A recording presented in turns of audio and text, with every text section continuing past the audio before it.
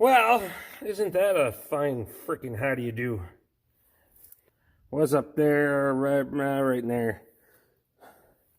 When the ground settled outside, sucked that thing back down in the pipe. We might not have heat this winter. At least not from that source.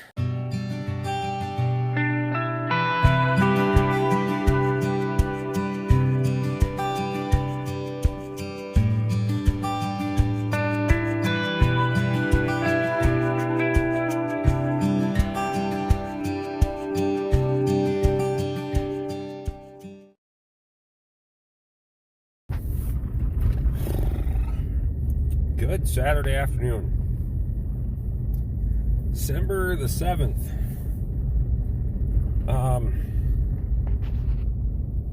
I've been feeling like crap for well over a day and a half. Haven't got nearly the stuff done that I wanted to. I am so far behind right now with trying to make a big push to get the shop insulated. And God, just last day and a half, I felt like I got kicked in the guts. Still don't feel well, but I don't have a choice at this point. I gotta take advantage of the weather.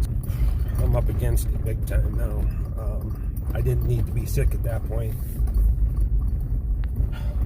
And hopefully we can just keep her together today and get some stuff done. Let's see what happens. I'm gonna see if I can make a connection down in that pipe. Otherwise, my only alternative would be digging this thing back up in the summer so I can push it back through there, put more dirt underneath it. But there's no way with my excavator you're going to get in there and dig that out right now. Not a chance. Especially with the cold weather that's coming this week. Ain't going to work. All right, so here's what we're going to try. I went and got... This is the type of end that I would need to go into that PEX tubing. You also need one of these to go on there, and then you crimp this end right here. Well, down in that tube, I can't get the crimping tool down in there to crimp that. So what I did is instead of using these short splines, or this short fitting, I went and got a barb fitting that's about 2.5 times longer than that, and slightly larger diameter. So, we'll grab a light here. What I did is those barb fittings are longer and slightly larger, and you can see how much it flares that pipe out, I think. Yeah. I had to heat it up a little bit.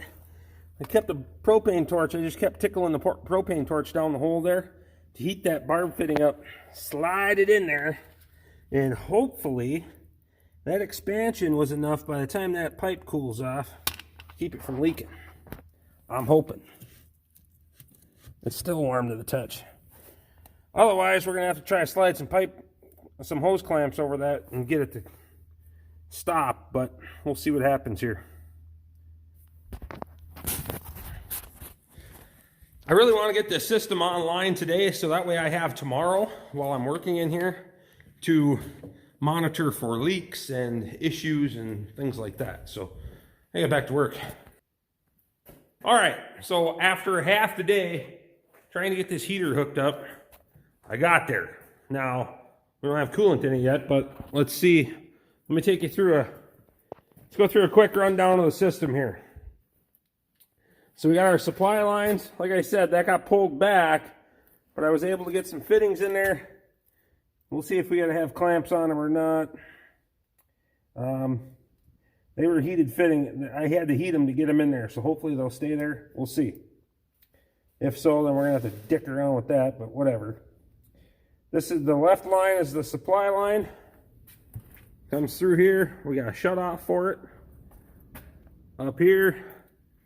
This one goes up to the top of the heat exchanger.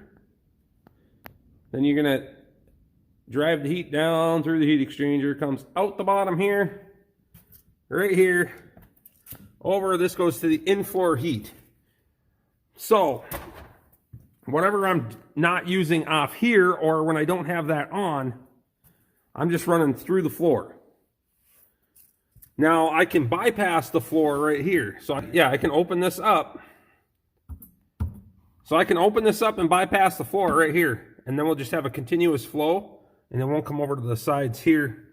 Also got to shut off here, so I can entirely shut the whole system off if I want. Open this valve here. If I shut this, then it creates a path where it has to go through here, down through these tubes, come back through this side, and out here. If I open this, it creates a straight through pass, goes back to the wood boiler. Now, the in-floor heat is not going to be on demand. It's going to be continuous flow, but I have a variable speed pump, so that's how I'm going to try to regulate my temperature in here. Just see if we need to run it on low, medium, or high, and maybe we don't need the heat exchanger. Maybe we only need the heat exchanger when we pull something in and it cools it off real fast.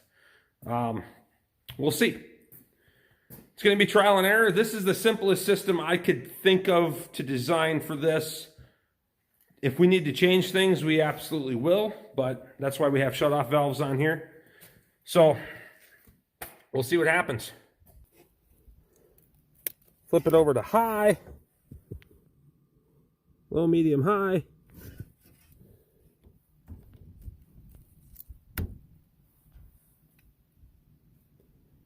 Now we're cooking with gas.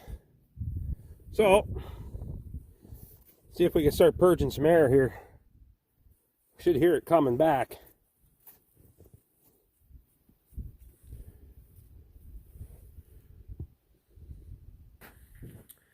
Simple heat system set up in the shop. We'll see if we have to make any changes, any improvements, and we'll let you know how it goes along the way. Thanks for watching, guys. Hope everyone's having a great weekend. I got to get to work on the rest of this place. We'll see you again next time.